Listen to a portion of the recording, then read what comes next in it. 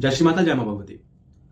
तो आप सबको जैसे कि पता कि होली आ रही है और होली पे जो दुष्ट तांत्रिक होते हैं, दुष्ट शक्तियां होती है, नकारात्मकता ऊर्जा होती है, किसी का बुरा कराना हो, वर्षों पुराना तंत्र काट जो कहीं नहीं कट रहा, कुछ शक्तियों के भोग ऐसे होते हैं जो इसी रात्रि को दिए जाते हैं। होली पे और दिवाली पे 2 रात्रि ऐसे आती है वर्ष में जब अपना तंत्र जो होता है अपनी चरम सीमाओं पे होता है। और क्यों होता है, क्या कारण होता है इसके पीछे का?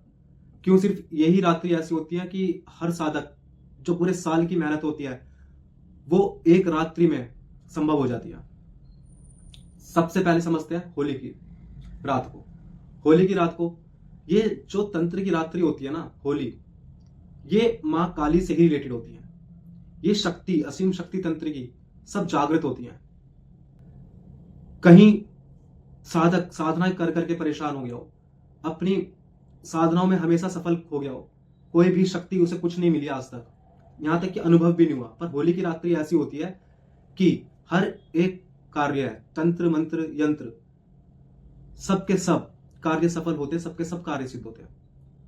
ऐसे में लोग दूसरों का बुरा ज्यादा करते हैं। साधक तो चलो ठीक है, अपनी साधनाओं, अपने मंत्रों को, अपनी शक्तियों को प्रबल करता है इस वक्त पे, पर कुछ दुष्ट तांत्रिक, कुछ मांत्रिक ऐसे होते हैं जो दूसरों के घर का बुरा करवाते हैं। आपके अपने रिश्तेदार, आपके अपने ही पड़ोसी, आपके अपने साथ में रहने वाले मित्र, ये सबसे ज्यादा तंत्र आप क्रिया करवाते हैं, सबसे ज्यादा मंत्र क्रिया करवा देते हैं। कहीं किसी को पढ़ के कुछ खिला देते हैं, किसी के घर में कुछ गेड़ देते हैं। सबसे ज्यादा प्रॉब्लम इस टाइम पे आती है। अब होली से कुछ दिनों पहले ही होली का अष्टक लग जाता है, 8 दिन पहले ही, और होली के बाद भी ये कुछ दिन तक रहता है।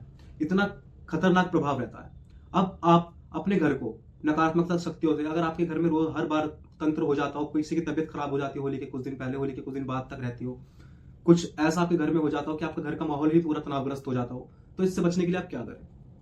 आपको मैं कुछ सिंपल से उपाय बताऊंगा, ठीक है, जिसमें कोई आपको टोटका नहीं करना है, कहीं चौराहे पे अपने घर की कोई चीज वार के नहीं फेंकनी है, किसी का इसमें बुरा नहीं होना है, सिर्फ और सिर्फ आपका ही मंगल होगा, किसी का अमंगल नहीं होगा। तो कुछ ऐसे कार्य होते हैं कि आप अपने नित्य जीवन में करने चाहिए, पर होलिका की दहन वाली रात को, होलिका वाले दिन और दिवाली वाले दिन कुछ नियम ऐसे होते हैं जो साधक को आप अपनी शक्तियों के द्वारा अपने घर का बंधन लगा लेते हैं कि हमारे घर में कोई भी नकारात्मकता ऊर्जा ना पाए, हमारे परिवार में कोई नकारात्मक ऊर्जा ना भेज सके। तो ऐसे ही काफी क्रियाएं होती है जो शमशान में होती है, जो घर से भी हवन के द्वारा उठाई जाती है। और इसके साथ साथ एक आम इंसान भी कुछ चीजें कर सकता है, कुछ नियम कर सकता है।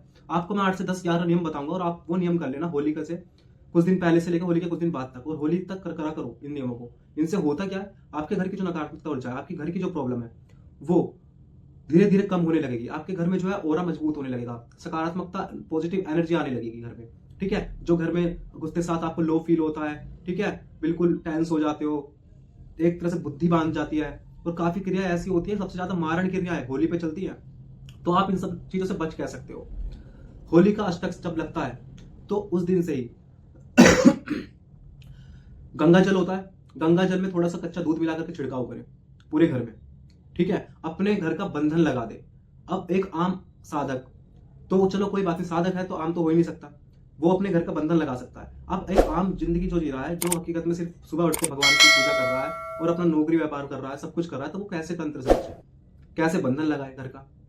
तो ये बंधन होलिका वाले दिन का बताता हूँ। एक नारियल लेना, नारियल पे कलावा बांध के रखना 7 बार, ठीक है, उसमें दक्षिणा रख लेना 11 रुपए, और वो जो है पूरे घर से वार करके, पूरे घर से वार करके अपने घर में कहीं एक स्थान पर रख दो। पर याद रहे ये चीजें जो है मंदिर में नहीं रखी जाएंगी, इसको कभी भी मंदिर में मत रखना, ठीक है। साथ ही साथ गौमूत्र का छिड़काव करें घर में, ठीक है। प्रतिदिन कपूर पे लौंग का जोड़ा रख के जलाएं, ठीक है। बेलीफ होती है, तेज पत्ता, वो जलाएं। साथ ही साथ घर में जो है धूप धूनी दें। क्यों? कि धूप धूनी का सबसे बड़ा मतलब यह होता है कि सबसे ज्यादा एनर्जी जहां तक कोई नहीं पहुंच पाता वहां तक भी धुआं पहुंच जाता है। जहां पे कोई भी चीज नहीं पहुंच पाए, कोई सामान नहीं रखा जा सकता, वहां पे भी धुआं बहुत इजीली पहुंच जाता है।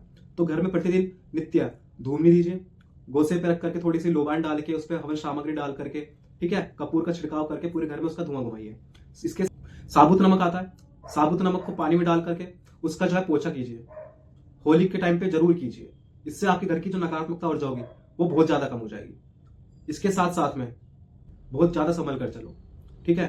चौराहे पे बहुत ज्यादा संभल के चौराहे टापो, बहुत ज्यादा संभल के चौराहे पार करो, क्योंकि इन दिनों सबसे ज्यादा चीज है, अपने घर की लोग निकालते हैं नकारात्मकता ऊर्जा, अपने घर का किया कराया बाहर लोग फिकवा देते हैं चौराहे पे, और उससे क्या होता है कि आप ध्यान नहीं देते, आप गाड़ी से जा रहे हो, आप पैदल जा रहे हो, आपका पैर लगा और फोर्स सही जा आपके साथ साथ हो गया, आपके घर में प्रवेश कर गई, और फिर उसके बाद में आपके घर का नाश हो गया।